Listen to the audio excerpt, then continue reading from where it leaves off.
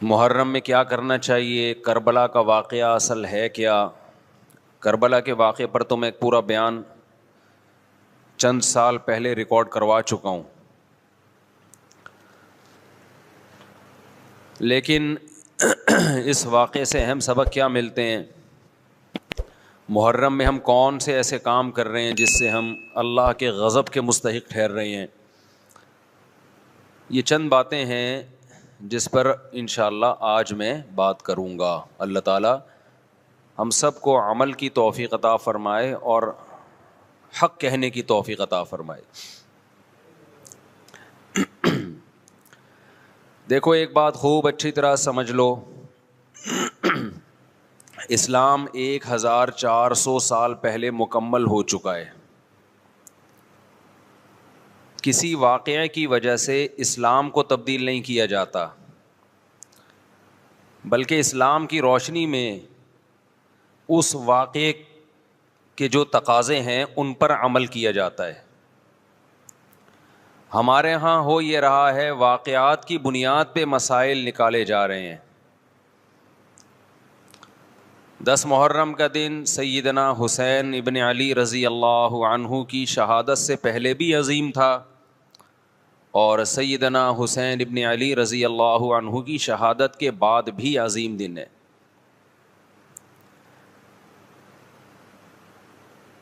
آج آپ نے ایک نعرہ بہت سنا ہوگا کہ جی اسلام میں فرقہ واریت نہیں ہے، ہم کسی فرقے سے نہیں ہیں۔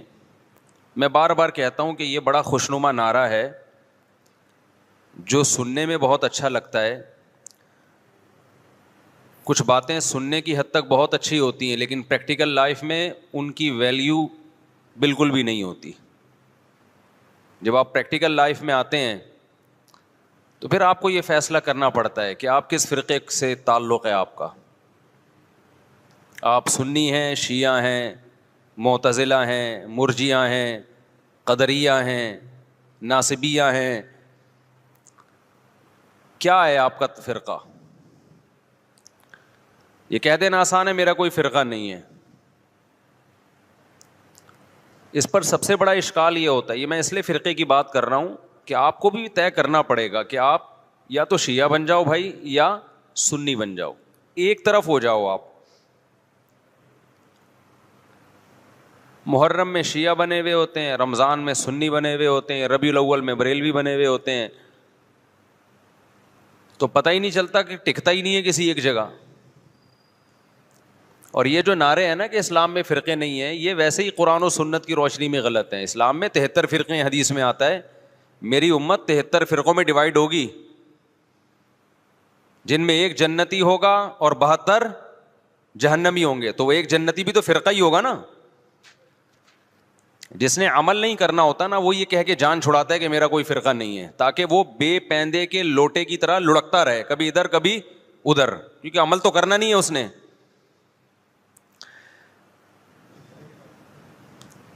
آپ نے دیکھا ہوگا نا سیاست دانوں میں لڑکتے ہیں، ادھر پیسے ملے ادھر چلے گئے، ادھر پیسے ملے ادھر چلے گئے، ادھر پیسے ملے ادھر چلے گئے، تو ان کو کیا کہا جاتا ہے سیاست کی زبان میں؟ لوٹا کہا جاتا ہے۔ بھائی تم ایک سیاسی جماعت کے بارے میں سوچو جو تمہیں صحیح لگے، پھر اس پہ ڈٹ جاؤ۔ تو اسلام میں بھی 73 فرقے ہوں گے، نبی نے فرمایا۔ عین ممکن ہے ابھی 73 نہ ہو، کم ہو، لیکن قرب قیامت تک کتنے ہو جائیں گے؟ 73۔ ہو سکتا ہے ابھی 73 نہ ہو، ابھی 7 ہوں یا 8 ہوں یا 10 ہوں یا 15 ہوں، لیکن ہیں۔ اب ان میں سے ایک کیا ہے؟ بولو، جنتی ہے۔ تو آپ کو پتا ہونا چاہیے۔ موضوع سے ہٹ کے تھوڑی سی بات کروں گا، کیونکہ اس بات کی بھی کو لوگ غلط پہلو دے سکتے ہیں کہ فرقوں سے مراد کیا ہے۔ یہ جو فروعی مسائل کا اختلاف ہوتا ہے ائمہ اربعہ میں، یہ فرقوں میں داخل نہیں ہے۔ یہ چیز رفع الیدین کے ساتھ نماز پڑھنا، بغیر رفع الیدین کے پڑھنا، آمین زور سے آمین آہستہ، یہ تو صحابہ کرام میں بھی اختلاف تھا، یہ تو صحابہ کے دور میں بھی تھا، حالانکہ صحابہ کے دور میں 2 فرقے نہیں تھے۔ تو قرآن و حدیث کی تشریح میں جب اختلاف ہوگا، اس اختلاف کو فرقہ واریت نہیں کہا جائے گا، یہ ان 73 فرقوں میں شامل نہیں ہوگا۔ جیسے نبی صلی اللہ علیہ وسلم نے صحابہ کا لشکر بھیجا کہ بنو قریظہ پہنچ کے نماز پڑھنا عصر کی، کئی بار یہ حدیث بیان کر چکا ہوں. راستے میں نماز کا وقت قضا ہونے لگا، بعض صحابہ نے کہا بھائی فوراً پڑھ لینی چاہیے، نبی کا حکم تھا مگر نماز قضا ہونے کا تو نبی کو علم نہیں تھا کہ راستے میں قضا ہو جائے گی. بعض نے کہا نہیں، نبی کا مطلب کو چھوڑو، نبی کے الفاظ دیکھو، الفاظ یہی ہیں کہ نہیں پڑھنی. تو دو فرقوں میں بڑھ گئے نا، ایک کہہ رہا ہے اثر پڑھنی، ایک کہہ رہا ہے نہیں پڑھنی. لیکن نبی نے دونوں کو ملامت نہیں کی. وجہ کیا تھی کہ یہ حدیث کی تشریح میں اختلاف کی وجہ سے دو حصوں میں بٹے تھے، وہ رائے کا اختلاف ہوا تھا. تو یہ فرقہ واریت میں داخل نہیں ہے، یہ تو علماء میں ہوتا ہے، صحابہ میں ہوا. اس میں تو جس مفتی کی بات پر زیادہ اعتماد ہوگا اس کے فتوے کو فالو کیا جائے گا اور دوسرے پہ طنز نہیں کیا جائے گا. لیکن کچھ اختلافات اس سے اوپر کے ہیں. میں سمجھا پا رہا ہوں اپنی بات؟ آ رہی ہے نا؟ آسان مشکل بات تو نہیں کرنا میرے. کچھ اختلافات اس سے اوپر کے ہیں. یہ حنفی، مالکی، شافعی، حنبلی اختلافات، یہ وہ اختلاف نہیں ہے جو 73 فرقوں والے ہیں. یہ تو سب ایک دوسرے کو برحق سمجھتے ہیں. ابھی آپ نے سنا ہوگا امام حرم نے خطبہ دیا مسجد نبوی میں بھی، مسجد حرام میں بھی. میں چاروں ائمہ کا تذکرہ کیا، ابو حنیفہ، مالک، شافعی، احمد ابن حنبل، ان کا کہ ان کے فالوورز جو اس خطبے کا میں مفہوم بیان کر رہا ہوں کہ ہم نے قرآن و سنت کو ان کی رہنمائی میں سمجھنا ہے. بہت اچھا خطبہ تھا، اس کا مفہوم میں خلاصہ پیش کر رہا ہوں.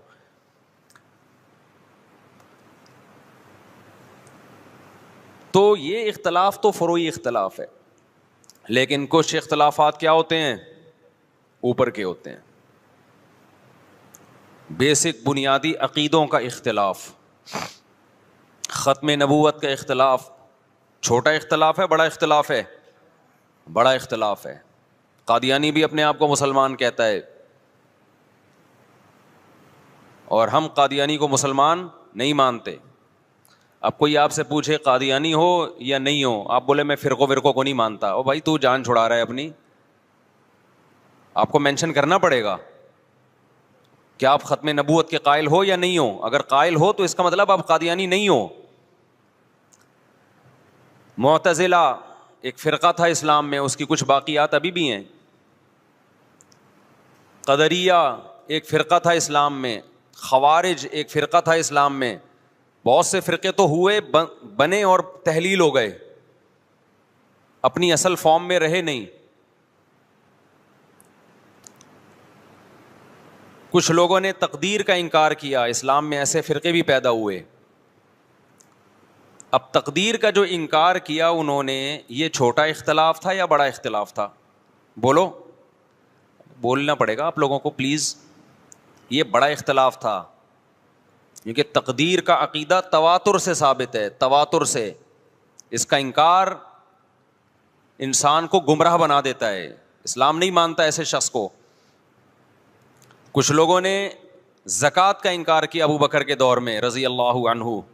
یہ چھوٹا اختلاف تھا، بڑا اختلاف تھا؟ بڑا اختلاف. ایک فرقہ وجود میں آیا، حضرت ابو بکر نے تلوار اٹھا کے ان کے خلاف جہاد کیا.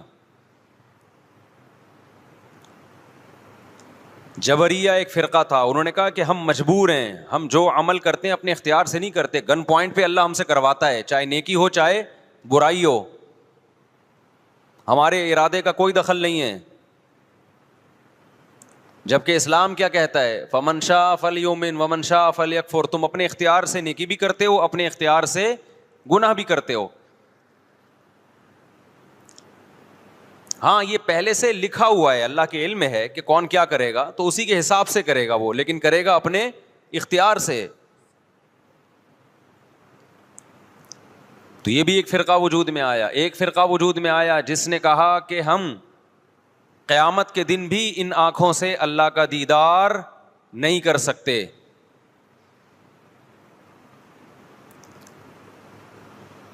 اہل سنت والجماعت کا عقیدہ ہے کہ مومنین کو قیامت کے دن انہی آنکھوں سے اللہ کا دیدار ہوگا، کیوں بہت ساری احادیث ہیں اس پر.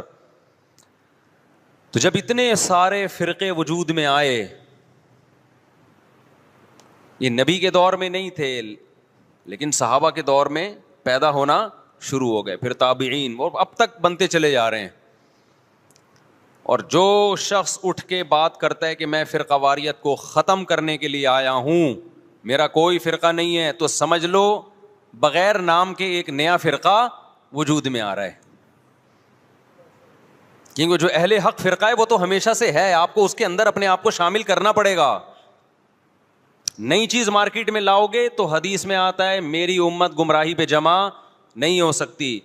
آپ جب نیا فرقہ لانچ کر رہے ہیں اور تمام فرقوں کو غلط قرار دے رہے ہیں, تو آپ بزبان حال یہ کہہ رہے ہیں کہ پوری امت گمراہی پہ جمع ہو گئی تھی, جبکہ نبی نے فرمایا ایک ہمیشہ کیا رہے گا, ہر دور میں ایک فرقہ برحق رہے گا, وہ جنتی, وہ ہمیشہ رہے گا, وہ کبھی ختم نہیں ہوگا. تو آپ کو چاہیے یہ تھا کہ جب آپ نئی چیز مارکیٹ میں لائے تو آپ کو کہنا چاہیے تھا میں صحیح والے فرقے کو فالو کر رہا ہوں جو یہ ہے, دلائل سے اس کو ثابت کرتے. جب آپ نے سب کو غلط قرار دے دیا تو اس کا مطلب آپ خود غلط ہیں, پھر آپ خود ایک نئی چیز لا رہے ہو مارکیٹ میں. اب یہاں سے آپ لوگ کی سمجھ میں آنا ختم. یہ بات سمجھا کے بھائی تھک گئے ہم یار, اب مان لو. تو فرقوں کی یہ جو باتیں کر رہے ہیں نا, زیادہ تر ہمارا کوئی فرقہ کسی فرقے ٹوپی ڈرامہ ہے بھائی. تو کتنے سارے فرقے پیدا ہونا شروع ہو گئے. خوارج پیدا ہوئے جنہوں نے حضرت عثمان کو قتل کر دیا. خوارج کیا تھے کہ امیر کی اطاعت نہ کرنا اور باتیں یہ کرنا کہ ہم سسٹم تبدیل کرنا چاہتے ہیں, ہم برائی کو برداشت نہیں کر سکتے, ہم غلط چیز کو برداشت نہیں کر سکتے. تو حضرت عثمان پہ انہوں نے اعتراضات کرنا شروع کیا, آپ کا یہ کام غلط, یہ کام غلط. جو مخلص صحابہ تھے انہوں نے اگر حضرت عثمان سے اختلاف کیا ادب کے دائرے میں, مشہور حدیث ہے حضرت زید بن حارثہ رضی اللہ عنہ سے لوگوں نے کہا کہ حضرت عثمان کی بعض پالیسیوں پہ ہمیں اعتراض ہے, آپ ان کو نصیحت کیوں نہیں کرتے؟ تو انہوں نے کہا میں تمہارے سامنے تھوڑی نصیحت کروں گا, وہ امیر ہیں, میں نے اگر ان کو سمجھانا ہوگا عزت کے ساتھ بند کمرے میں ان سے بات کروں گا, تمہیں خوش کرنے کے لیے تھوڑی کروں گا میں.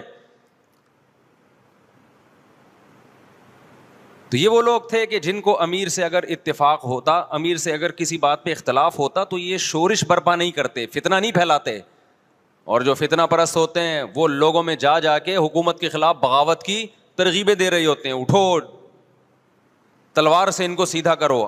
تو تلوار تو نہیں چلتی, اس تلوار سے فائدہ تو نہیں ہوتا. اس تلوار سے کیا ہوتا ہے, مسلمان آپس میں لڑ پڑتے ہیں, امن خراب ہوتا ہے. نبی صلی اللہ علیہ وسلم نے ارشاد فرمایا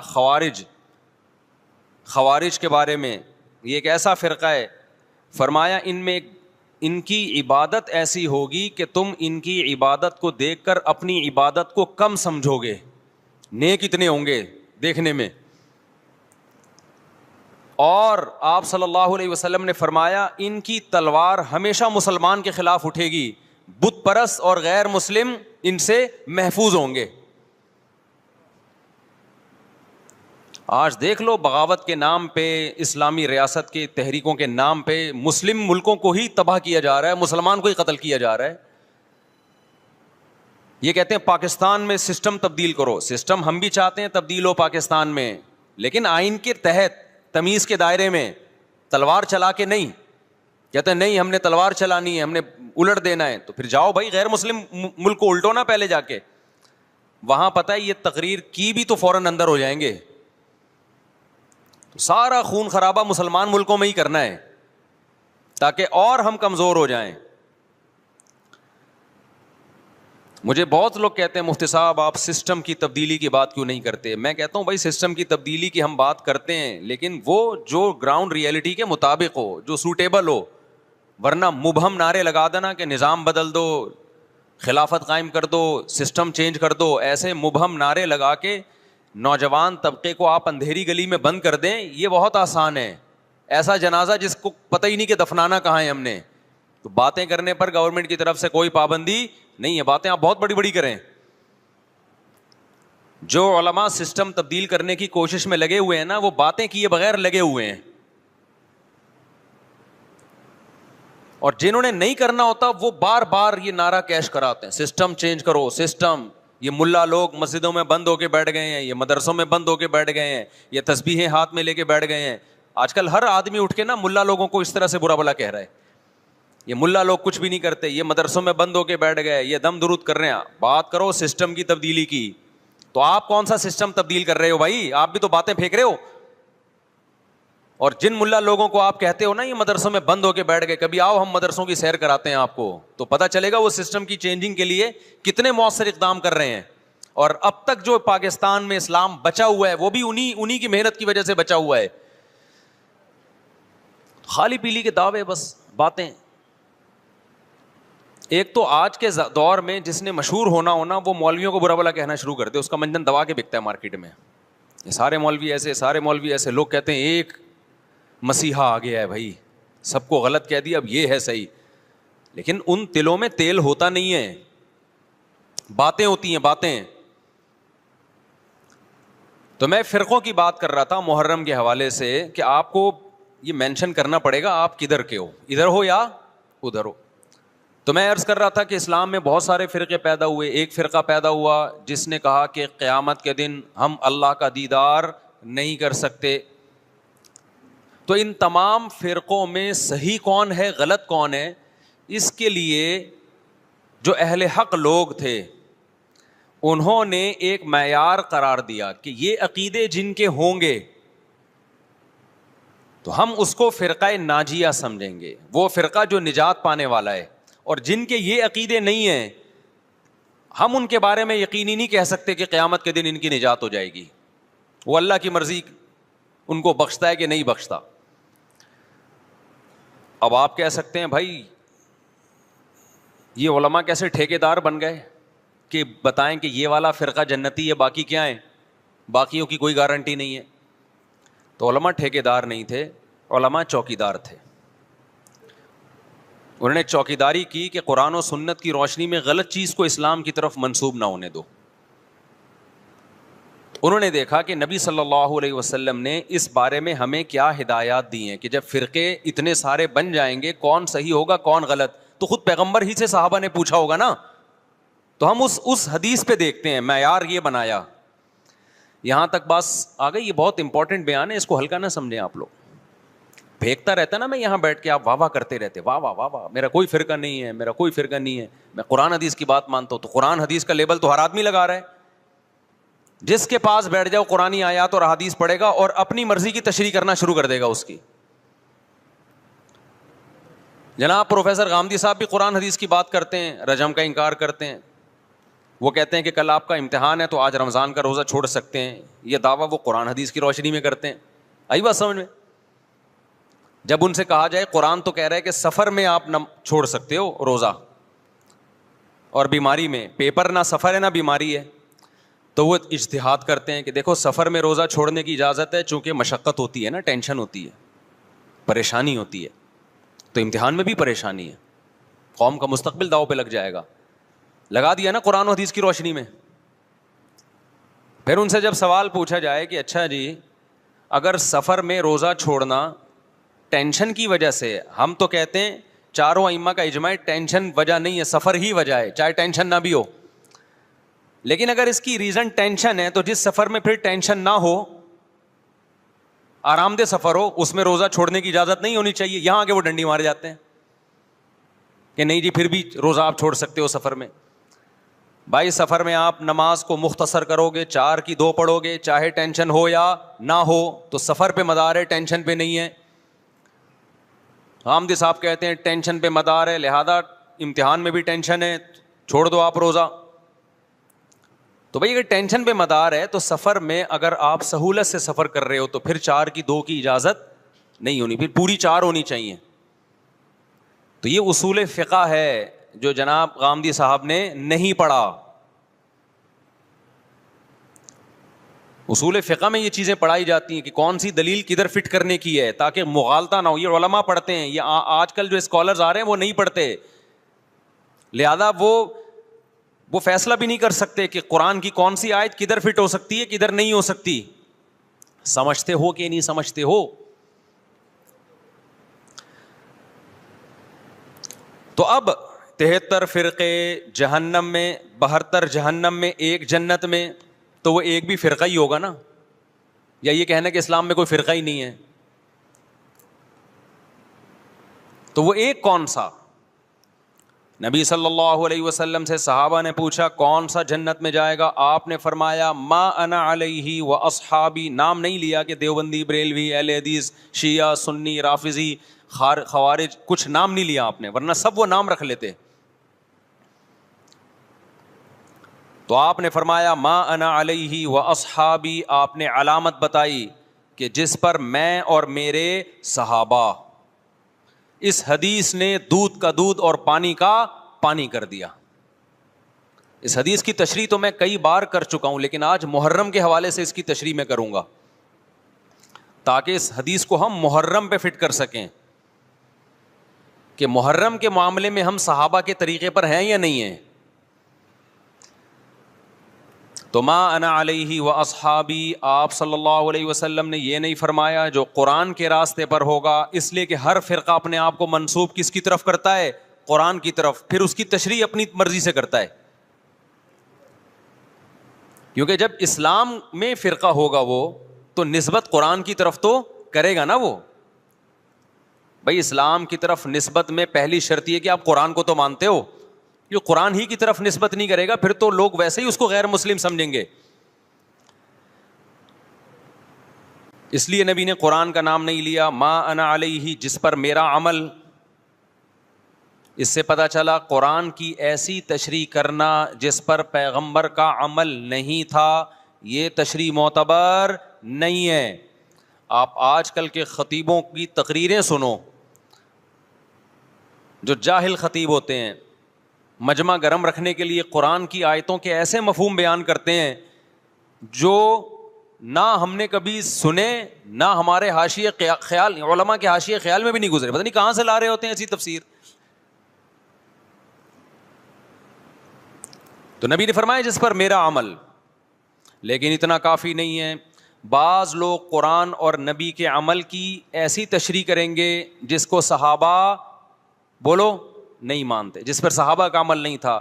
تو آپ نے فرمایا وہ تشریح ما انا علیہ و اصحابی جو میرے اور صحابہ کے راستے پر ہوگا، وہ فرقہ کیا ہے؟ جنتی ہے.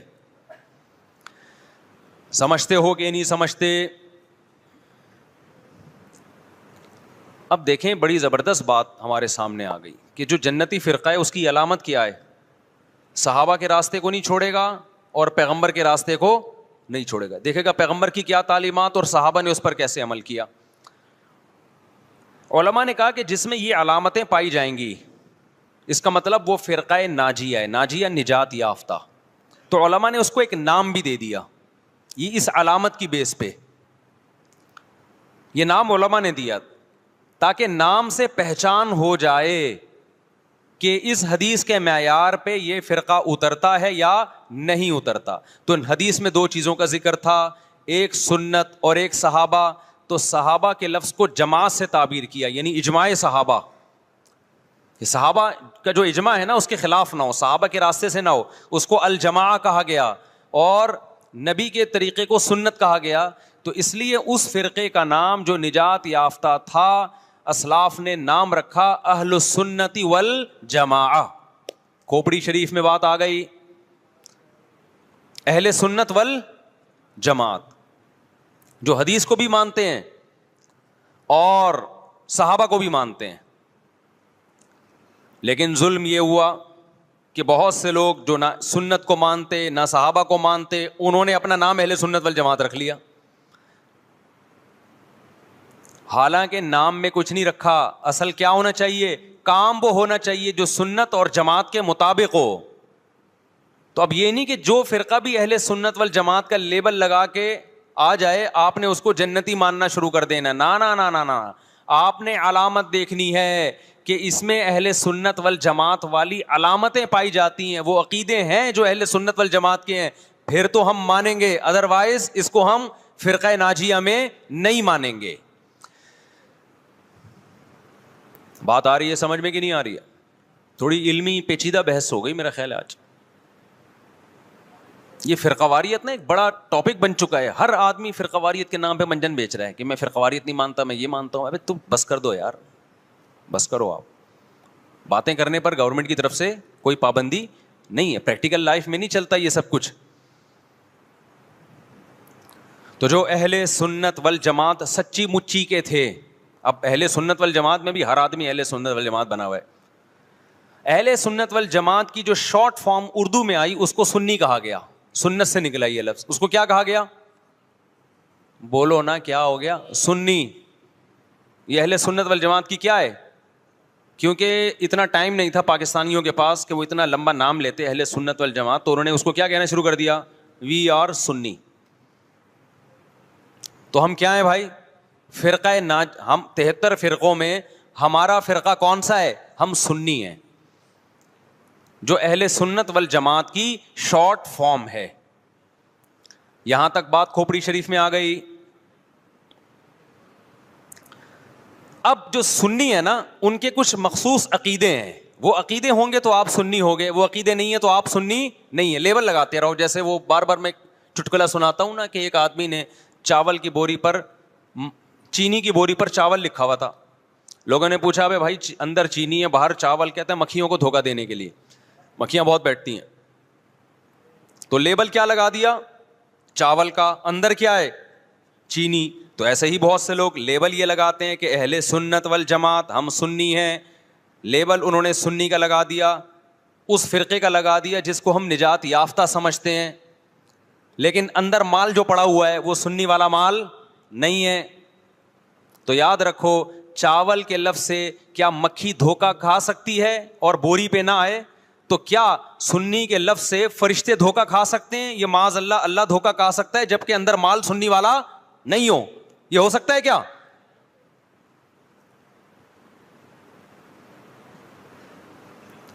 تو اس لیے میں کہتا ہوں آپ ایک چیز ہو جاؤ، یا سنی ہو جاؤ یا شیعہ ہو جاؤ یا کچھ اور ہو جاؤ. کبھی ادھر جا رہا ہے کبھی ادھر جا رہا ہے، کبھی ادھر لڑک رہا ہے. محرم میں شیعہ بن رہا ہے، ربیع الاول میں بریلوی بن رہا ہے، رمضان میں انسان کا بچہ بنتا ہے. میں یہ نہیں کہہ رہا کہ بریلوی انسان کے بچے نہیں ہیں، یعنی رمضان میں ایسا لگے گا جیسے بہت نیک آدمی. تراویح میں پہلے 3 دن دیکھو نا آپ. ابھی تو میں یہ بات ہی نہیں کر رہا کون جنتی کون جہنمی کون غلط کون صحیح. ابھی تو میں صرف یہ بتا رہا ہوں کہ اسلاف نے 73 فرقوں میں سے جو ایک جنتی ہوگا اس کو ایکسپلین کیسے کیا ہے. اگر بریلوی اس پہ پورے اترتے ہیں تو بھائی وہ جنتی ہیں. میں کسی کو جہنمی جنتی نہیں کہہ رہا، میں تو ایک کرائٹیریا بتا رہا ہوں. ہو سکتا ہے میں نہ اترتا ہوں، بریلوی بھائی پورے اترتے ہوں، شیعہ لوگ پورے اترتے ہوں.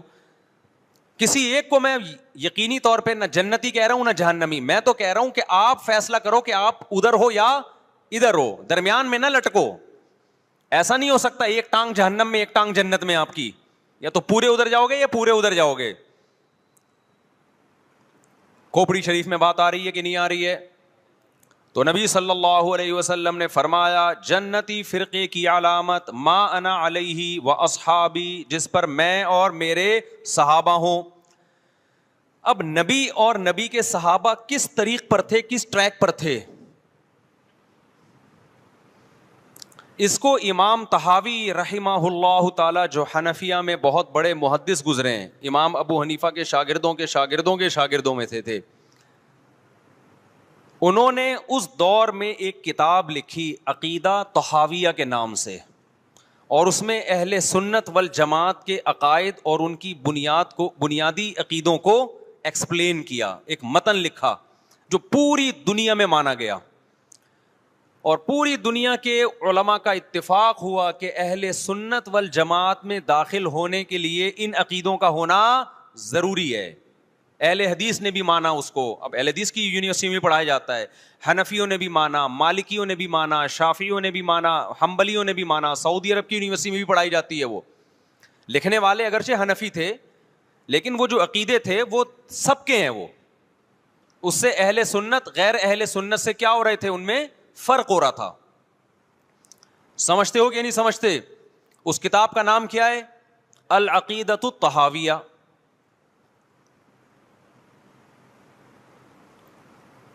وہ کتاب جو لکھی گئی ہے نا، پوری دنیا نے اس لیے مانی کہ اس میں ہر عقیدے میں قرآن اور سنت اور اجماع صحابہ، ان 3 کو بنیاد بنایا گیا ہے. قرآن سے ہو اور قرآن کی ایسی تشریح جو حدیث مانتی ہو، اور قرآن اور حدیث کی وہ تشریح جو صحابہ مانتے ہوں.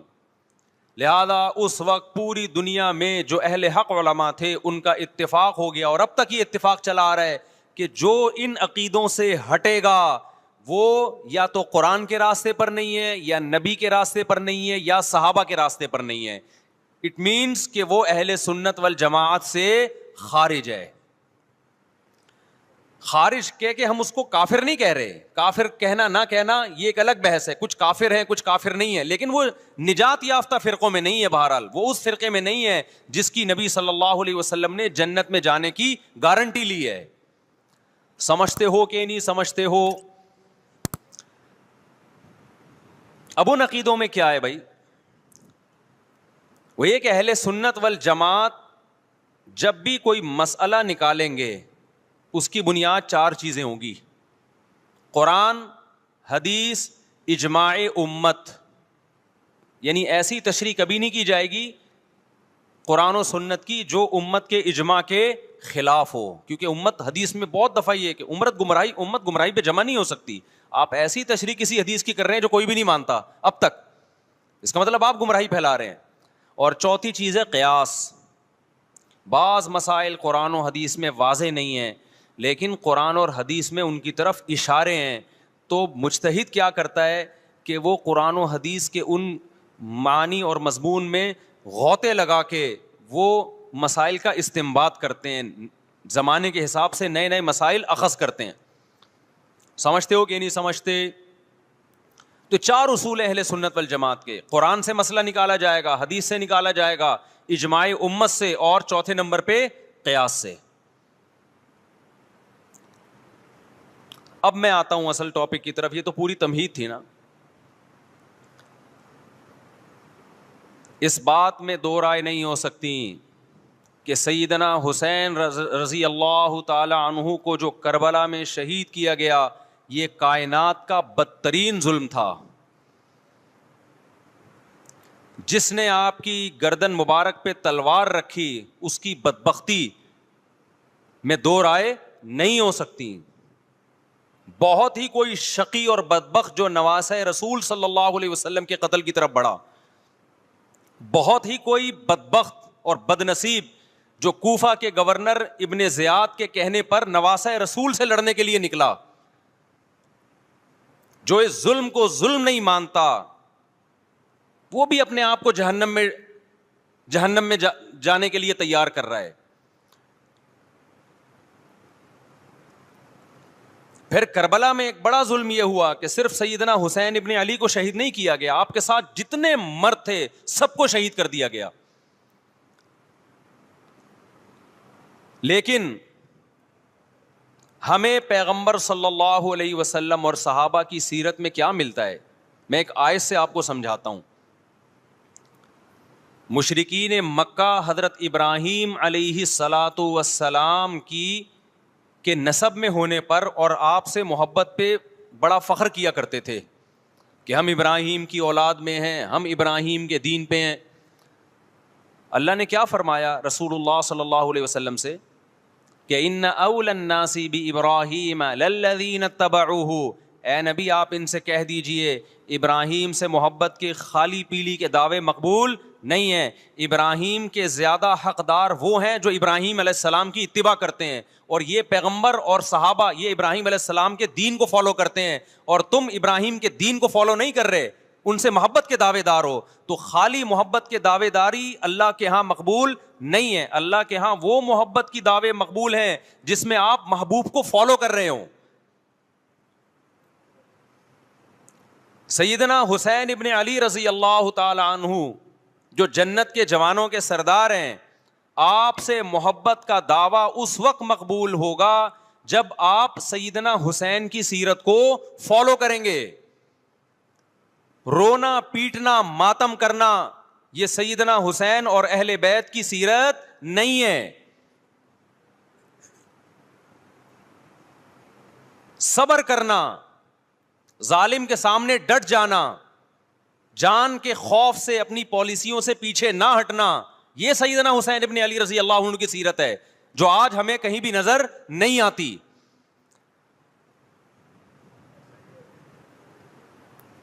تو ہم نے بھائی دیکھنا ہے صحابہ کا طرز عمل کیا تھا. آپ بتاؤ صحابہ کو سیدنا حسین سے محبت تھی یا نہیں تھی؟ کیا غم کا پہاڑ ٹوٹا ہوگا جب اطلاع ملی ہوگی کہ سیدنا حسین ابن علی اور آپ کے اصحاب اور اہل بیت کو سب کو کربلا میں شہید کر دیا گیا ہے. کیا قیامت گزری ہوگی. کوفہ سے ایک شخص آیا نا عبداللہ بن عمر سے پوچھنے لگا جو مارنے پر دم کا مسئلہ. انہوں نے فرمایا تم نے پیغمبر کے نواسے کو قتل کر دیا اور مسئلہ یہ پوچھ رہے ہو کہ جو مارنے پر دم آئے گا کہ نہیں آئے گا. ایک طرف تم نے پیغمبر کے نواسے کو قتل کر دیا کربلا میں, اور اب ہم سے آ کے مسئلہ پوچھتے ہو جو مارنا جائز ہے یا نہیں ہے. صحابہ کے ہاں یہ غم کم غم نہیں تھا. دیکھو حضرت معاویہ رضی اللہ تعالی عنہ کے ہاتھ پہ بھی حضرت حسین نے بیعت نہیں کی, لیکن بغاوت بھی نہیں کی. کیوں؟ بغاوت سے فتنے کا اندیشہ تھا. حضرت حسن جو حضرت حسین کے بڑے بھائی تھے, انہوں نے سیدنا معاویہ رضی اللہ تعالی عنہ کے ہاتھ پہ بیعت کی اور اس اختلاف کو ہمیشہ کے لیے اپنی کوشش کے مطابق ہمیشہ کے لیے ختم کر دیا. ختم ہوا نہیں ہوا ایک الگ بحث ہے, لیکن حضرت حسن کا مقصد کیا تھا کہ مسلمانوں کی دو جماعتوں کو میں آپس میں لڑتا ہوا نہیں دیکھ سکتا. لوگوں نے کہا آپ خلافت کے حقدار ہیں, آپ نے فرمایا میں دستبردار ہوتا ہوں سیدنا معاویہ کے حق میں. حضرت حسن بیعت ہو گئے حضرت معاویہ سے اور یہ اختلاف کو کیا کر دیا؟ ختم. حضرت حسین بیعت نہیں ہوئے, لیکن حضرت حسین نے بغاوت بھی نہیں کی.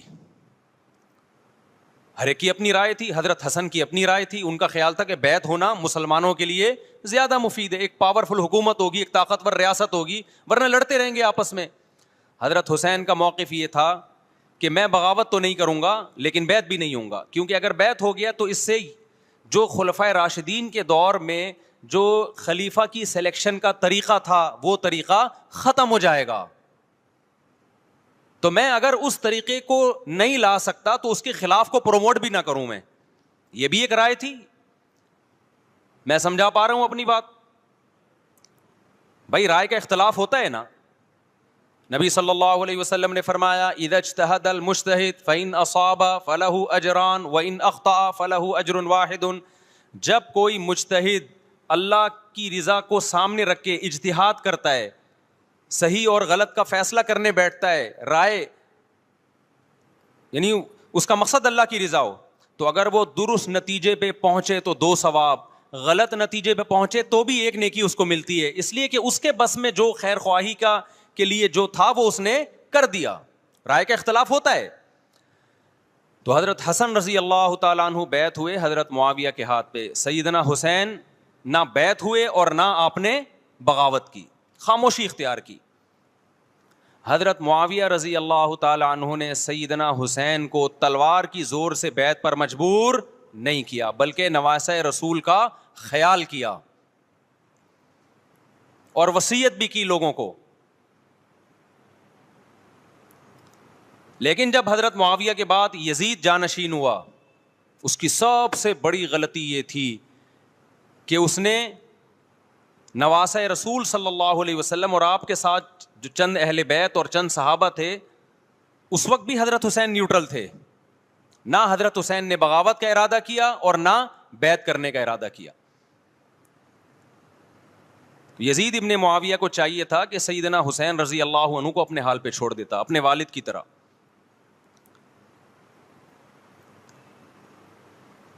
حضرت حسین رضی اللہ تعالیٰ عنہ کو جب کوفہ سے خطوط آئے, یہ میں وضاحت اس لیے کر رہا ہوں کہ حضرت حسین بغاوت کے لیے نہیں نکلے تھے, اس مسلمان حاکم کے خلاف بغاوت کے لیے نہیں نکلے تھے, کیونکہ رسول اللہ صلی اللہ علیہ وسلم کی بہت ساری صحیح حدیث ہے اس بارے میں کہ جو باغی ہے, جو ریاست کے خلاف بغاوت کرتا ہے, اس کو نبی صلی اللہ علیہ وسلم نے اس عمل کو پسند نہیں کیا.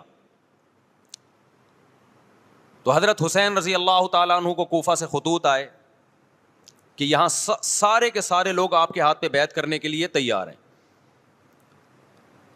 ظاہر ہے جب کسی علاقے کے لوگ دارالخلافہ ہو اور سب بیعت ہونے کے لیے تیار ہوں تو پھر آپ کا جانا یہ بغاوت کا عمل نہیں کہلاتا.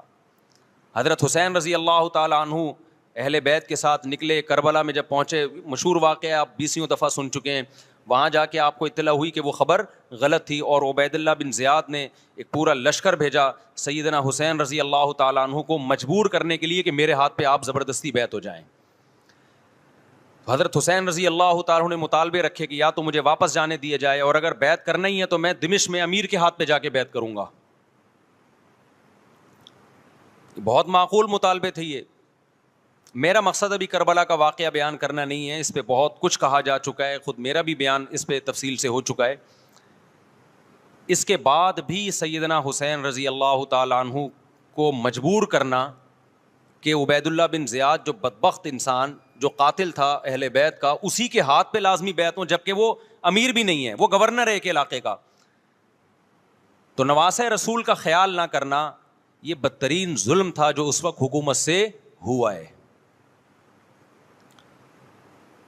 حضرت حسین رضی اللہ تعالیٰ عنہ، دیکھو نبی صلی اللہ، آج ہم دیکھتے ہیں کہ جو بڑا آدمی ہوتا ہے نا اس کی قربانیاں ہوتی ہیں، اس کی بڑی بڑی قربانیاں ہوتی ہیں. چھوٹے اپنے بڑوں کی قربانیوں کو کیش کراتے ہیں. آپ نے دیکھا ہوگا فلاں نے بڑی قربانیاں دی اور بچے موج کر رہے ہیں، دیکھا نا آپ نے. لیکن اللہ تعالیٰ نے رسول اللہ صلی اللہ علیہ وسلم کے نسب کو اس سے محفوظ کیا. ہمارے نبی کے 2 بیٹے حسن حسین، آپ کی نسل حضرت فاطمہ سے چلی ہے، دونوں شہید ہوئے ہیں. اس میں بہت بڑی حکمت تھی کہ پیغمبر صلی اللہ علیہ وسلم نے سب سے پہلے تربیت اپنے گھر والوں کی ہے. آج لوگ باہر فنٹر بنے ہوئے ہوتے ہیں، تبلیغیں کر رہے ہوتے ہیں، اپنے گھر کی ان کو پرواہ نہیں ہوتی. نبی صلی اللہ علیہ وسلم نے سب سے پہلے جو تربیت کی ہے کس کی ہے؟ حضرت حسن اور حسین کی ہے. تو جب کربلا میں آپ کو چاروں طرف سے گھیر لیا گیا اور آپ کو مجبور کیا گیا کہ آپ نے ابن زیاد کے ہاتھ پہ بیعت کرنا ہے، تو آپ نے اس ذلت کو گلے لگانے سے انکار کر دیا. آپ کو 100% یقین تھا کہ اتنے بڑے لشکر کے سامنے میں ٹھہر نہیں سکتا، اسباب کی دنیا میں فتح کی امید نہیں ہے. لیکن حضرت حسین رضی اللہ تعالی عنہ نے لڑنے کا فیصلہ کر کے اور شہادت کو قبول کرنے کا فیصلہ کر کے ابن زیاد اور اس زمانے کے حکمران جو اس قتل پہ راضی تھے، قیامت تک کے لیے ان پہ لعنت کے سلسلے کا دروازہ کھول دیا.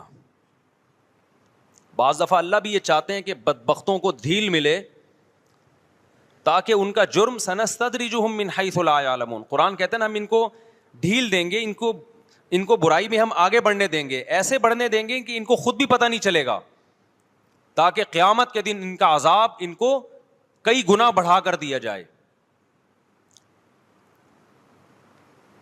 اب میرے بھائی ہمارے لیے کیا سبق ملتا ہے؟ جب یہ واقعہ ہوا عالم اسلام میں کوہرام مچ گیا، لیکن کیا اس واقعے کے بعد اہل بیت کی جو مقدس اور پاکیزہ عورتیں تھیں، کیا انہوں نے نوحہ کیا یا صبر کیا؟ آپ کا ضمیر کیا کہتا ہے؟ انہوں نے نوحے پڑے ہوں گے یا صبر کیا ہوگا؟ بولو بھائی. صبر کیا. عبداللہ بن عمر رضی اللہ تعالیٰ عنہ جو کوفہ والوں کو ملامت کیا کرتے تھے کہ تم جو مارنے کے مسئلے ہم سے پوچھتے ہو، تم نے حسین کا قتل کر دیا. تو یہ حضرت ابن عمر نے اسی لیے کہا نا کہ آپ کو اس کا غم ہوا تھا. تو ابن عمر کا عمل کیا تھا؟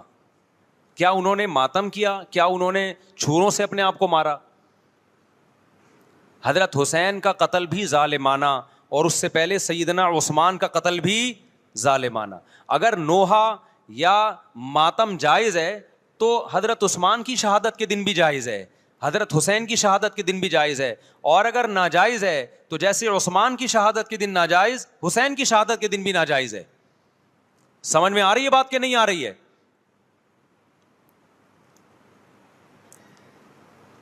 قرآن کیا کہتا ہے ایسے مواقع کے بارے میں؟ تلک امۃ قد خلت لہا ما کسبت ولکم ما کسبتم. قرآن جب بھی پرانی امتوں کے واقعات بتاتا ہے، قرآن کہتا ہے یہ ایک قوم تھی جو گزر گئی، انہوں نے جو کیا اس کا بدلہ ان کو ملے گا، تم جو کرو گے اس کا بدلہ تمہیں ملے گا. تو ہمیں اللہ نے اس واقعے میں بھی بتا دیا کہ سیدنا حسین کا واقعہ، کربلا کا واقعہ جب سنا کرو تو یہ سوچا کرو یہ قوم تھی جو گزر گئی، جس نے اچھا کیا، حسین ابن علی نے اچھا کیا، ان کو اس اچھائی کا بدلہ ملے گا. اور جو حضرت حسین کے قتل کے حضرت سیدنا حسین کے مبارک خون سے جن کے ہاتھ آلودہ ہوئے، کیونکہ قتل کیا نا انہوں نے، تو لہا ما کسبت، ان کو اس ظلم کا بدلہ بھی ملے گا. تو ہمارا کام کیا ہے؟ ہم نے فالو کرنا ہے حسین کے راستے کو، نہ کہ حسین کے نام پہ ہم نے ماتم کرنے ہیں. حسین کا راستہ کیا ہے جس کو ہم نے فالو کرنا ہے؟ اب میں چند چیزیں آپ کو بتاتا ہوں. سب سے پہلا سبق جو ہمیں کربلا میں ملتا ہے کہ عزت اور دین، ایک طرف دنیا ہے. دیکھو اگر حضرت حسین رضی اللہ تعالیٰ عنہ ابن زیاد کے ہاتھ میں جا کے بیعت ہو جاتے، آپ کیا سمجھتے ہو بے تحاشا مال و دولت حضرت حسین پہ خرچ نہیں کرتا کیا وہ؟ جب ایک بڑا آدمی کسی کے ہاتھ پہ بیعت ہوتا ہے تو اس کو بھی تو فائدہ ہوتا ہے نا اس سے. اور کیا حضرت حسین کو یقین نہیں تھا کہ کربلا میں شہید ہو جاؤں گا؟ فتح اور نصرت کی اسباب کی دنیا میں کوئی امید نہیں تھی، مگر آپ نے اہل بیت کو کربلا میں رسوا کرنے پر عزت کی موت کو ترجیح دی ہے. آج اگر آپ میں یہ ظرف ہے کہ آپ عزت کی موت کو ذلت کی زندگی پر ترجیح دیتے ہو تو پھر آپ حسینی ہو. نہیں آئی بات؟ میرا خیال ہے سمجھ. سیدنا حسین کی سخاوت کے واقعات ہیں. سیدنا حسین باغی نہیں تھے رضی اللہ عنہ. پھر جو اہل بیت کا طرز عمل کیا تھا، محرم میں کیا کیا ہو رہا ہے میں آپ کو بتاتا ہوں. ان میں سے کوئی بھی عمل نہ ہمیں قرآن سے ملتا ہے نہ صحابہ سے ملتا ہے ہمیں. تو ما انا علیہ و اصحابی جو جنتی فرقہ ہوگا اس کی جو علامتیں ہیں، تو جب آپ ان علامتوں کے خلاف چلو گے، صحابہ اور تابعین کو فالو نہیں کرو گے، تو آپ پھر اپنے آپ کو سنی کہنا چھوڑ دو. آپ بتاؤ مجھے اسلام میں کوئی مہینہ منحوس ہے؟ بولو نا، کوئی مہینہ منحوس ہے؟ تو آپ محرم کو منحوس کیوں کہتے ہو؟ لوگ مجھے کہتے ہیں مفتی صاحب فرقہ واریت پھیلا رہے ہیں. دیکھو فرقہ واریت جب پھیلا رہا ہوں جب میں کسی فرقے کے خلاف آپ کو کر رہا ہوں. میرے بیان شیعہ لوگ بھی سنتے ہیں، ملتے بھی ہیں. بہت دفعہ ایئرپورٹ پہ ملاقات ہوئی، بڑی عزت سے ملے، میں شیعہ ہوں لیکن آپ سے محبت کرتا ہوں. یہاں مسجد میں بھی آتے ہیں. میں نے کبھی کسی پہ طنز نہیں کیا. اس لیے میں بار بار کہتا ہوں جو شیعہ کا مذہب ہے اس کو کرنے دو. وہ سبیلے لگاتے ہیں، آپ ان کو مت چھیڑو، جا کے تنگ نہ کرو ان کو. وہ ماتم کرتے ہیں، آپ ان کو مت چھیڑو. وہ نوحے کرتے ہیں، وہ نوحے پڑھتے ہیں، آپ ان کو مت چھیڑو. لیکن آپ اپنی پوزیشن واضح کرو کہ آپ شیعہ ہو یا آپ سنی ہو. آپ تو ایک طرف ہو جاؤ نا. محرم میں اگر آپ مرثیے لگا کے گھوم رہے ہو گاڑیوں میں، اٹ مینز آپ سنی نہیں ہو. آپ نبی صلی اللہ علیہ وسلم کی حدیث ہے ہمارے پاس، ہم اہل سنت والجماعت ہیں، ہم سنت کو فالو کرتے ہیں. تو سنت کیا کہتی ہے؟ میتوں پہ گریبان چاک کرنا، میتوں پہ چیخ و پکار کر کے رونا. آپ نے فرمایا لیس منا، وہ ہم میں سے نہیں ہے. اور اس عمل پہ آپ صلی اللہ علیہ وسلم نے لعنت فرمائی ہے. لوگ کہتے ہیں حسین کی یاد میں رونا نبی کی سنت ہے. نبی صلی اللہ علیہ وسلم کو جب جبریل نے بتایا کہ حسین شہید ہوں گے، آپ روئے، اس لیے کہ اس وقت آپ کو یہ خبر ملی تھی. لیکن کیا ہر محرم میں آپ نے رونے کا پروگرام کیا ہے؟ یا صحابہ کو بیٹھ کے باقاعدہ رلایا ہے آپ نے؟ کیا ہو گیا بھائی؟ آپ کو بھی جب کربلا کا واقعہ کی خبر ملی آپ کی آنکھوں میں آنسو آ جائے، یہ نیچرل ہے، یہ حسین سے محبت کی علامت. لیکن ہر محرم میں باقاعدہ بٹھا کے رونے کا پروگرام کرنا یہ حسین سے محبت کی علامت نہیں ہے، بلکہ شریعت میں ناجائز ہے یہ غموں کو بڑھانا. یہ کہاں سے جائز ہو گیا؟ حضرت عثمان بھی تو شہید ہوئے تھے، نبی صلی اللہ علیہ وسلم کے داماد تھے. ان کی یاد میں آپ رونے کو سنت کیوں نہیں کہتے؟ ہماری نظر میں حسین کا قتل بھی بہت بڑا ظلم اور سیدنا عثمان کا قتل بھی بہت بڑا ظلم تھا. دونوں مظلوم تھے، دونوں مظلوم شہید تھے. ہمیں دونوں کی شہادت پہ غم ہے، لیکن ہم اس غم کو مناتے نہیں ہیں. اسلام میں غم منانا سنت نہیں ہے. دیکھو جعفر طیار رضی اللہ عنہ، نبی کے چچا زاد بھائی، اہل بیت، جب آپ صلی اللہ علیہ وسلم نے ان کو لڑائی کے لیے میدان جنگ میں بھیجا، رومیوں سے لڑائی تھی.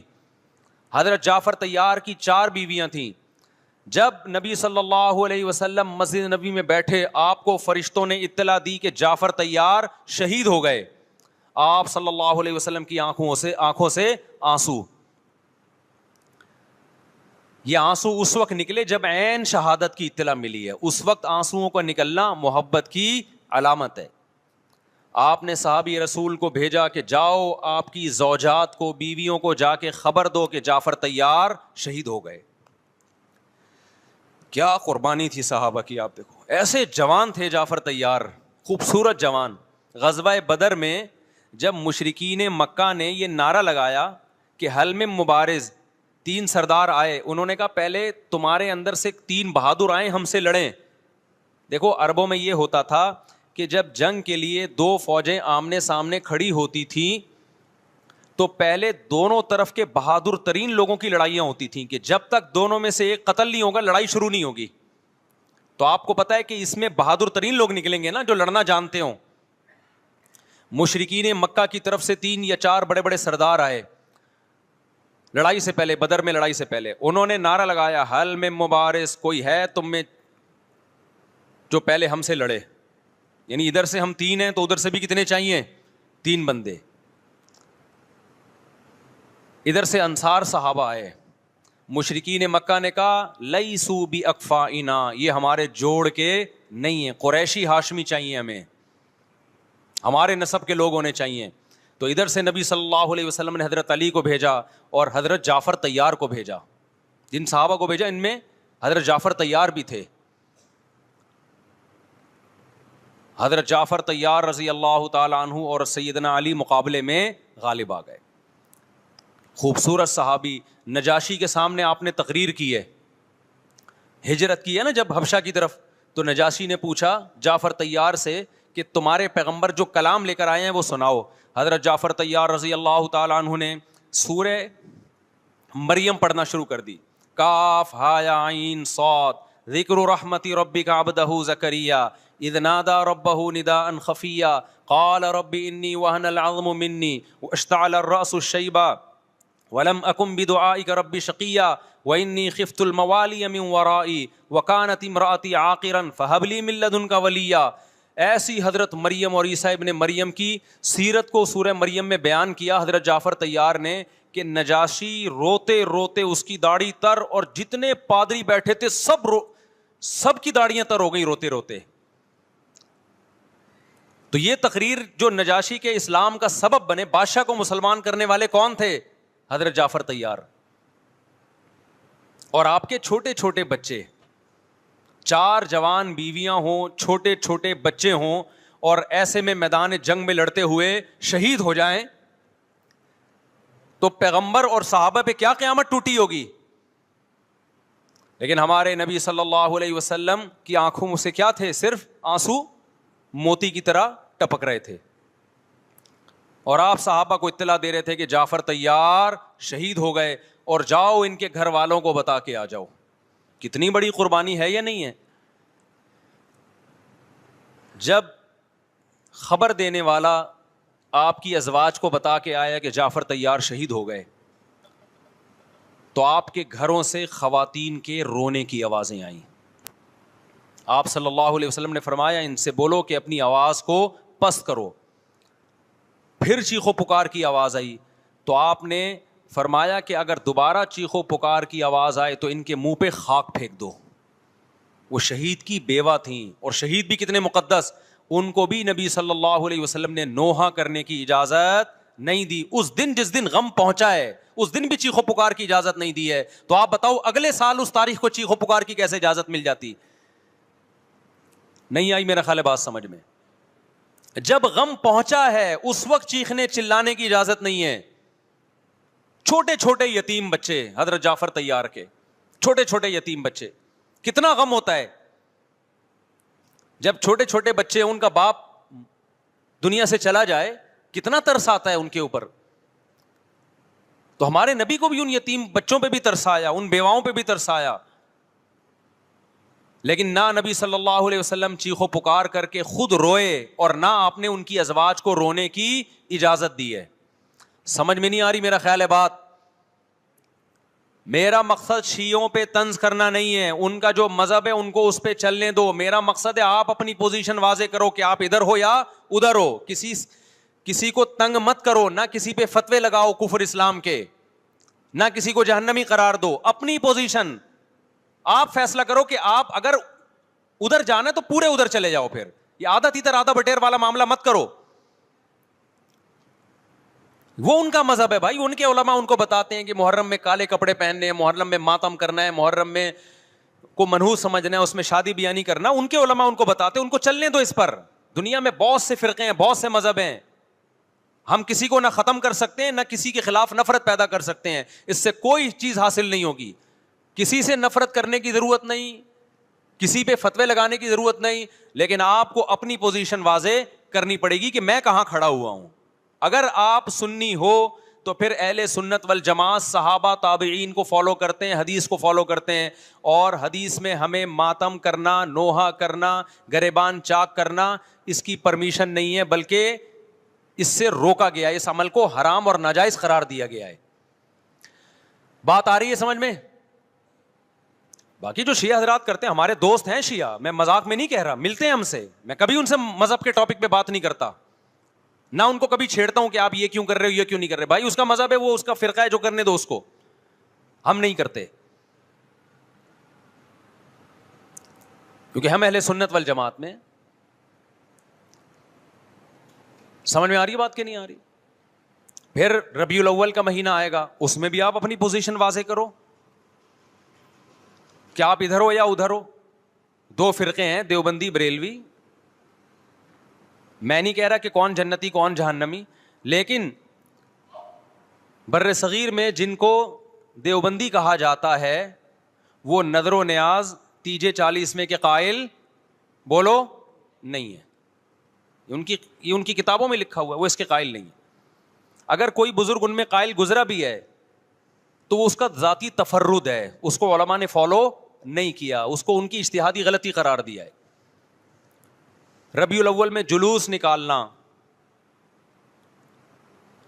یا مزار بنانا یا مزاروں پہ جانا اس نیت سے کہ وہاں جا کے ہم کوئی قوالی پڑھیں گے یا کچھ بھی, ہمارے ہاں قبرستان جانا صرف اس لیے ہے کہ آخرت کی یاد تازہ ہو, بس. اس کے علاوہ اور کوئی کانسیپٹ نہیں ہے. ہمارے ہاں قبر ایک بالش سے زیادہ اونچی بنانا جائز بولو نا نہیں ہے. قبر پکی کرنا جائز نہیں ہے. تیجے 40 کرنا جائز بولو نہیں. آج ایک صاحب آئے, کہنے لگے میری ساس کا 40واں ہے, فجر میں کہنے لگے مجھے, کہہ رہے میں نہیں گیا تو بڑا مسئلہ ہو جائے گا. میں نے کہا بھائی ایک فیصلہ کرو, گرین چینل یا وائٹ چینل, ایک طرف ہو جاؤ بھائی, کیونکہ وائٹ چینل میں یہ جائز نہیں ہے, نہ 40واں ہے نہ تیجا ہے. اب لوگ مذاق اڑاتے ہیں, مر گیا مردود نہ فاتحہ نہ درود. بھائی کچھ بھی کہتے رہو تو پھر پورے ادھر کو ہو جاؤ, یا تو پورے وائٹ ہو جاؤ یا پورے کیا ہو جاؤ, پورے گرین ہو جاؤ. پھر تیجا بھی کرو, 40واں بھی کرو, برسی بھی کرو, اور پھر اس کے بعد جھنڈے بھی لگاؤ ہرے رنگ کے. میں نہیں کہہ رہا دیوبندی صحیح ہے یا بریلوی صحیح ہے, دیکھو میں یہ بحث نہیں کر رہا, میری بات کو غلط نہ لے کے جانا. میں کہہ رہا ہوں آپ اپنی پوزیشن واضح کرو, صحیح غلط تو اگلا مرحلہ ہے. آپ کیا ہو, آپ کو تو یہی نہیں پتا چل رہا. آپ ربیع الاول میں ہرے جھنڈے لے کے گھوم رہے ہو, رمضان میں آپ وائٹ چینل بنے ہوئے ہو, محرم میں آپ بلیک چینل بنے ہوئے ہو, تو پتہ ہی نہیں چل رہا تو ہے کیا بھائی. جب 73 فرقوں میں ایک جنتی ہے تو ایک کو فالو کرو نا جس کو جنتی سمجھتے ہو. اگر آپ سمجھتے ہو کہ بلیک چینل یا شیعہ فرقہ جنتی ہے تو پورے شیعہ ہو جاؤ بھائی. اگر آپ سمجھتے ہو بریلوی فرقہ جنتی ہے تو پورے بریلوی ہو جاؤ. تو جس کو سمجھتے ہو وہ بن جاؤ, لیکن پورے بنو, ادھورے مت بنو, آدھا آدھا نہ لو.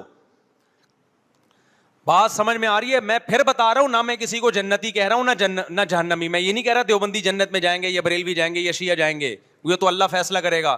ہم تو وہ کریں گے جو ہماری کھوپڑی میں آ رہا ہے. ہماری کھوپڑی میں یہ آ رہا ہے کہ جس کو بھی کرو تو ایک کو کرو پورا, تاکہ ایک طرف ہو جاؤ. آدھے تیتر آدھے بٹیر مت بنو آپ, اور دوسرے کو چھیڑو بھی نہیں, چھیڑنے کی بھی ضرورت نہیں ہے. کوئی جو کر رہا ہے کہ بھائی اس کا مذہب ہے. دیکھو ہندو مندر میں جاتا ہے نا, ہماری رائے کے مطابق صحیح کر رہا ہے غلط کر رہا ہے, غلط کر رہا ہے, لیکن ہم چھیڑتے ہیں کیا؟ اسلام نے اجازت دی اس کو چھیڑنے کی کہ ہندو جا رہا ہے اس کو پکڑ کے لا, کیوں جا رہا ہے بھائی؟ اسلام بولا ہے بھائی لکم دینکم ولی دین, تمہارے لیے تمہارا دین, ہمارے لیے ہمارا دین. لا اکراہ فی الدین, دین میں زبردستی نہیں ہے, جو کر رہا ہے اس کو کرنے دو. تبھی اسلامی تاریخ میں کوئی ایک مندر بھی ہمارے علم میں نہیں ہے کہ اس میں ہندوؤں پہ پابندی لگی ہو کہ مندر نہیں جا سکتے. جب تک اسلامی حکومتیں رہی ہیں, ہندوستان میں 1000 سال مسلمانوں نے حکومت کی ہے, اگر ہندوؤں کو مندر جانے سے روک دیتے تو آج یہ مندر ختم ہوتے. اسلامی حکومت جب ختم ہوئی ہے تو بھی مندر, لاکھوں کی تعداد میں مندر تھے. اسلام مسجد جانے کا حکم دیتا ہے یا چرچ جانے کا؟ بولو. مسجد. چرچ جانے کو غلط سمجھتا ہے کیونکہ وہاں غیر اللہ کی, عیسیٰ ابن مریم کی عبادت ہو رہی ہے. لیکن کیا اسلام آپ کو پرمیشن دیتا ہے کہ کوئی عیسائی چرچ جا رہا ہو تو آپ اس کو روکو کہ تو کیوں جا رہا ہے بے, مسجد میں آ؟ اجازت دیتا ہے؟ یا اسلام یہ کہتا ہے کہ اس سے بدتمیزی شروع کر دو آپ؟ بولو کیا ہو گیا, آپ کو سبق یاد کرا رہا ہوں میں, بدتمیزی شروع کر دو. یا اسلام یہ اجازت دیتا ہے کہ اس سے اچھا سلوک نہ کرو؟ قطعاً اجازت نہیں, بلکہ قرآن تو کہہ رہے ہیں ان اللہ یحب المقسطین, جو غیر مسلم تم سے لڑ نہیں رہے میدان جنگ میں, ان سے تمہیں اچھا سلوک کرنا پڑے گا, کیونکہ اللہ اچھا سلوک کرنے والوں کو پسند کرتا ہے. صحابہ کرام غیر مسلموں کو بھی ہدیے دیا کرتے تھے, نبی صلی اللہ علیہ وسلم نے یہودیوں کو بھی ہدیے دیے. تو جو مذہب اسلام کی طرف منسوب نہیں ہے, جب ہمیں ان سے اچھے سلوک کا حکم ہے, تو جو مذہب اسلام کی طرف منسوب ہیں, قطع نظر اس سے کہ وہ اس دعوے میں سچے ہیں یا جھوٹے, یہ تو بحث ایک الگ ہے, لیکن نسبت کس کی طرف کر رہے ہیں؟ اسلام کی طرف. تو ہمیں ان سے بدتمیزی بدسلوکی کی کہاں سے اجازت ہوگی؟ تو میں نہیں کہہ رہا کہ آپ شیعہ بریلویوں سے دشمنی کرنا شروع کر دو, ان کی دعوتیں اٹینڈ نہ کرو, ان سے کاروبار چھوڑ دو, یا ان کو جا کے تنگ کرو, کیوں سبیل لگا کے بیٹھے ہو, کیوں ماتم کر رہے ہو, یہ کام مت کرو آپ. ہمارا ملک اس فرقہ واریت کا متحمل نہیں ہے, سے فساد پھیلتا ہے. لیکن اپنی پوزیشن آپ واضح کرو, ایک لکیر ہے آپ کھینچ دو. اگر کوئی شخص آپ کے سامنے صحابہ کو برا بھلا کہتا ہے, آپ بولو بھائی یہ میری باؤنڈری کیا ہو رہی ہے, کراس. میرے سامنے آپ کو ان بزرگوں کے خلاف بولنے کی اجازت نہیں ہے جن سے مجھے عقیدت ہے. اگر یہ کام آپ نے کیا تو ہماری اور آپ کی راہیں الگ الگ. آپ کا جو مذہب ہے بھائی, آپ بند کمرے میں, آپ کے امام بارگاہ میں, آپ کے مسجدوں میں, یا جہاں بھی ہے, وہ آپ کا نجی معاملہ ہے. ہمارے سامنے آپ نے کوئی ایسی بات نہیں کرنی جو ہمارے عقیدے کے خلاف ہو, تو آپس میں دوستی رہے گی. اب دیکھو عیسائی آپ سے ملتا ہے, آپ گپ شپ کرتے ہو, کھانا کھاتے ہو, لیکن عیسائی بار بار بولے میں آپ کے نبی کو نہیں مانتا, میں آپ کا نبی, آپ بولے گا بھائی تو نہیں مانتا تو ہم نے کب کہا کہ مان تو, لیکن میرے سامنے بار بار کیوں کہہ رہے کہ میں تیرے نبی کو نہیں مانتا؟ یہاں سے آپ کی اس کی دوستی کیا ہو جائے گی پھر؟ ختم. تو غیر مسلموں کو بھی دو قسمیں, کسی بھی مسلک کے لوگوں سے ملو, کسی بھی فرقے کے لوگوں سے ملو, کوئی جھگڑا نہیں, کوئی بحث نہیں, ایک دوسرے کو کھانا بھی ہے, ایک دوسرے کو کھلانا بھی ہے, ایک دوسرے سے کھانا بھی ہے, ایک دوسرے کی دعوتوں میں بھی شرکت کرنی ہے. جہاں مذہب کا معاملہ آئے تو پھر آپ کسی سے بحث نہ خود کرو نہ کسی کو کرنے کی اجازت دو. اگر کوئی کچھ سیکھنا چاہتا ہے تو آپ بولو بھائی علماء کے پاس آ جاؤ, آپ کو کوئی اشکال ہے تو ہم وہاں آپ کا اشکال حل کر دیں گے. اس سے آگے بڑھنے کی کوشش بولو مت کرو, اس سے ملک میں امن ہوگا. باقی فرقے ہمیشہ سے ہیں بھائی, آج کوئی نئے تھوڑی ہیں, اور یہ ہمارا کام تھوڑی ہے فرقے ختم کرنا. یہ تو عیسیٰ ابن مریم جب نازل ہوں گے, حضرت مہدی آئیں گے, وہ تلوار کی طاقت سے ختم کریں گے, ان کے پاس یہ اتھارٹی ہوگی کہ وہ فرقوں کو ختم کریں. آپ نے یہ کرنا ہے کہ دوسرے کے مسلک کو چھیڑنا نہیں ہے اور اپنا چھوڑنا نہیں ہے. مسئلہ آپ کے ساتھ یہ ہو رہا ہے کہ دوسرے کو چھیڑ بھی رہے ہو اور اپنا چھوڑ بھی رہے ہو, دونوں الٹے کام کر رہے ہو. ایک طرف بحث کر رہے ہوتے تم ایسے, اور دوسری طرف وہی بنے ہوئے ہوتے تھوڑے دنوں میں جا کے. ہاں وہ بتا رہا ہوں, وہ نظر و نیاز والی نہیں, وہ سب کو پتا ہے. ہاں ایسی دعوت نہ ہو جس میں بدعت کی تائید ہو. تو آپ جو کر رہے ہو نا, وہ یہ کر رہے ہو دوسرے کو چھیڑ بھی رہے ہو, جس سے ملک میں بدامنی پھیل رہی ہے. تقریریں سنو, شیعہ ایسے, بریلوی ایسے, دیوبندی ایسے, اہل حدیث ایسے, تقریروں سے کیا پھیل رہی ہے؟ نفرتیں. اور پھر محرم میں آپ خود شیعہ بنے ہوئے ہوتے ہو, ربیع الاول میں آپ گرین چینل بنے ہوئے ہوتے ہو, اور رمضان میں آپ وائٹ چینل بنے ہوئے ہوتے ہو. سعودی عرب میں سارے وائٹ ہو جاتے ہیں جا کے, سعودی عرب جو بھی جاتا ہے سارا وائٹ چینل. پیغمبر کی قبر پہ کوئی دھمال نہیں, کوئی قوالیاں نہیں, وہاں کھڑے ہوں گے تمیز سے سلام پیش کر کے آگے نکل جائیں گے. وہاں کوئی چیخو پکار نہیں, وہاں جا کے سارے کیا ہو جاتے ہیں؟ وائٹ, کیونکہ وہاں حکومت کا ڈنڈا ہے. ٹھیک ہے نا, تو گورنمنٹ کے پاس تو یہ اختیار ہے بھائی ڈنڈا چلائے, ہمارے پاس یہ اختیار نہیں. ہم تو تمیز سے بات کریں گے, سمجھائیں گے, محبتیں پھیلائیں گے. کیونکہ جب عوام ڈنڈا چلاتی ہے تو اس سے اصلاح کم اور فساد زیادہ ہوتا ہے. تو میں بار بار کہہ رہا ہوں بھائی دوستیاں رکھو, کوئی دفتروں میں شیعہ سنی لڑائی نہ ہونے دو, یہ غلط ہے. محبتیں پھیلاؤ لیکن مسلک کو چھوڑنا نہیں ہے. جب کوئی آپ سے کہے محرم میں یہ کام کرو, بولو بھائی ہم چونکہ اہل سنت والجماعت میں سے ہیں, ہم چونکہ سنی ہیں, لہذا ہمارے ہاں کوئی مہینہ ہمارے مذہب کے مطابق منحوس نہیں ہے. پھر کوئی آپ کو اصرار کرے نہیں یہ نہیں یہ نہیں ہے, آپ بولو بھائی ہم تم پہ اپنا مسلک تھوپ رہے ہیں کیا؟ تم جلوس نکالتے ہو, تم ماتم کرتے ہو, ہم تو نہیں تمہیں روکتے آ کے, بلکہ گورنمنٹ تمہیں تحفظ دیتی ہے, سیکیورٹی دیتی ہے گورنمنٹ تمہیں. تو جب ہم اپنا مسلک تم پہ نہیں تھوپتے تو تم اپنا مسلک ہم پہ کیوں تھوپ رہے ہو بھائی؟ تو ہم محرم میں بھی شادی کریں گے, ربیع الاول میں بھی کریں گے, سفر میں بھی کریں گے, رمضان میں بھی کریں گے. ہم نے تو 4 کرنی ہے, ہم مہینوں کے حساب سے شروع کر دیں تو پھر ہمارے تو بڑے مسئلے ہو جائیں گے بھائی. سمجھ میں آ رہی ہے بات کہ نہیں آ رہی؟ حضرت جعفر طیار اہل بیت میں سے تھے, کتنی زوجات تھیں؟ 4 تھیں. حضرت علی کی کتنی تھیں ایک وقت میں؟ حضرت فاطمہ کے دنیا سے جانے کے بعد 4 تھیں. یہ بھی ہے سنت میں, نکاح کو فروغ دو, یہ اہل بیت کا طریقہ ہے تاکہ سوسائٹی میں زنا کم ہو, بیوہ طلاق یافتہ عورتوں کو ٹھکانہ ملے. خیر, تو اب میں بات سمیٹ کے ختم کر رہا ہوں. لوگ کہتے ہیں محرم میں ہم نکاح کیوں کریں بھائی, فرض واجب تو نہیں ہے نا, چلو حرام نہیں ہے لیکن فرض بھی تو نہیں ہے نا. لوگ یہ بھی کہتے ہیں, دیکھو جب قرآن نے کسی چیز کو حلال قرار دیا ہو نا تو قرآن اس کو پسند نہیں کرتا کہ آپ عملاً اس کو حرام کر دو. دیکھو مشرکین مکہ کیا کرتے تھے, بتوں کے نام پہ جانور چھوڑتے تھے, پھر ان کا گوشت نہیں کھاتے تھے. اللہ نے فرمایا کہ تم نے ایک خدا کی حلال کردہ چیز کو کیسے حرام کر دیا تم نے. نبی صلی اللہ علیہ وسلم نے قسم اٹھائی میں شہد نہیں کھاؤں گا, آپ نے فرمایا لما تحرم ما احل اللہ لک, اے نبی جو چیز اللہ نے آپ کے لیے حلال کر دی آپ کیسے اپنے اوپر حرام کر رہے ہیں. اس سے پتہ چلتا ہے کہ اگر آپ محرم میں نکاح کرنا چاہتے ہیں لیکن آپ یہ سوچ کے ڈیلے کر دیتے ہیں کہ بھائی اس مہینے میں لوگ نکاح کو برا سمجھتے ہیں, تو یہ ڈیلے کرنا آپ کے لیے ناجائز ہوگا. کیونکہ لما تحرم ما احل اللہ لک, اللہ نے جس چیز کو تمہارے لیے حلال کیا تم نے کس دلیل کی بیس کے پر اپنے اوپر پابندی لگائی ہے اس پر. ایک تو ہے نا کسی کو شادی کا خیال ہی سفر میں آ رہا ہے, ربیع الاول میں آ رہا ہے, وہ تو ایک الگ بات ہے, لیکن اس کا نکاح محرم میں ہونا تھا, صرف محرم کی وجہ سے وہ ڈیلے کر رہا ہے کہ جی میں ربیع الاول میں لے کے جاؤں گا. یہ ڈیلے کرنا قرآن و سنت پہ زیادتی ہے یا نہیں ہے؟ یہ اللہ کے حلال کو عملاً حرام کرنا ہے یا نہیں ہے؟ نہیں ہے بات سمجھ میں؟ پھر اگر کوئی شیعہ آپ سے کہتا ہے کہ بھئی آپ ہمیں چھیڑنے کے لیے کام کر رہے ہو, آپ بولو نہیں بھائی ہم آپ کو چھیڑنے کے لیے نہیں کر رہے, آپ کا مسلک ہے آپ اس پر عمل کریں, ہمیں اس پہ کوئی اعتراض نہیں ہے. لیکن ہم کس کے پر عمل کریں گے؟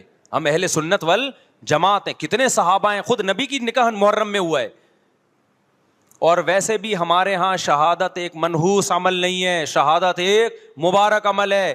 10 محرم پہلے سے فضیلت والا دن تھا, محرم پہلے سے فضیلت والا مہینہ تھا. حسین ابن علی کی شہادت سے اس مہینے کے تقدس کو 4 چاند لگ گئے ہیں اور مقدس ہو گیا یہ مہینہ.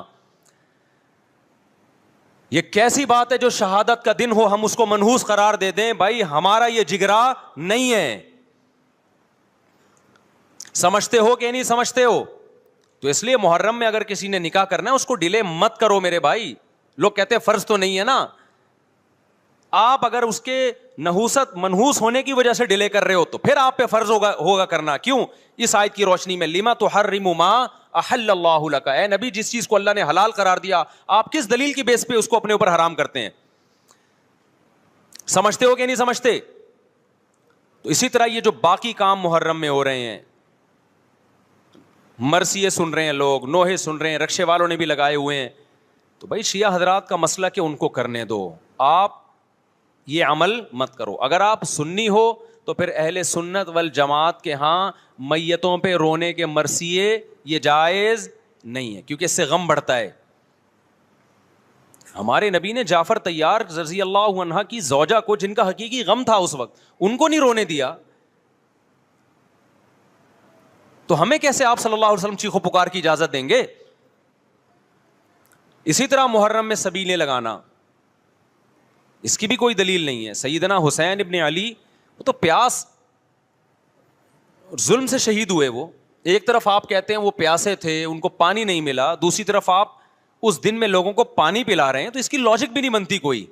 اسلام نے 10 محرم کو روزے کا دن قرار دیا, روزہ اور سبیل جمع نہیں ہو سکتے. سمجھتے ہو کہ نہیں سمجھتے؟ آپ کہہ سکتے ہیں کسی کو پانی پلانے پر کون پابندی لگا سکتا ہے؟ پانی پلاؤ بھائی پورے سال, اسپیسیفک ان دنوں میں کیوں پلا رہے ہیں آپ؟ تو جو شیعہ حضرات ہیں ان کا مسلک ہے, ان کو کرنے دیں. میں بار بار اس لیے کہہ رہا ہوں ایسا نہ ہو چھیڑ چھاڑ شروع کر دے جا کے. پہلے ہی ملک میں لڑائیاں بہت ہو رہی ہیں, دوبارہ ایک نئی جا کے پتا یہاں پہ سبیل لگی ہوئی ہے, جا کے ان کو چھیڑنا شروع کر دو. سبیل کیوں لگا؟ چھیڑنے کی اجازت نہیں ہے کسی کو. آپ نہ لگائیں نہ پئیں. بولے بھائی ہمارے لیے محرم ایسا ہے جیسے دوسرے مہینے ہوتے ہیں, 4 مہینے محترم ہے, محرم, رجب, ذی قعدہ, ذی الحجہ. تو جتنا ذی قعدہ ذی الحجہ ہے اتنا ہی محرم اور رجب ہے. تو جیسے ان مہینوں میں نارمل رہتے ہو, ان میں بھی ہم نے ایسے ہی رہنا ہے. سمجھتے ہو کہ نہیں سمجھتے ہو؟ اور حلیم کی دیگیں مت پکاؤ محرم کی راتوں میں. حلیم کھا سکتے ہو جب چاہو, اس خاص ان دنوں میں. اور ویسے بھی جو لوگ پوری رات حلیم کے دیگڑے میں گھوٹے لگاتے ہیں, صبح روزہ نہیں رکھتے. وہ کیا خیال ہے جب آپ پوری رات دیگڑے میں گھومتے رہو گے؟ دیکھا نہیں ہے پوری رات دیکھ کے اندر گھومتے رہتے ہیں, جیسے موت کے کنویں میں نہیں بائک چلاتا بندہ. تو صبح روزہ رکھے گا ایسا آدمی؟ تو یہ ساری چیزیں آپ کو اس کام سے روکتی ہیں جو سنت سے ثابت.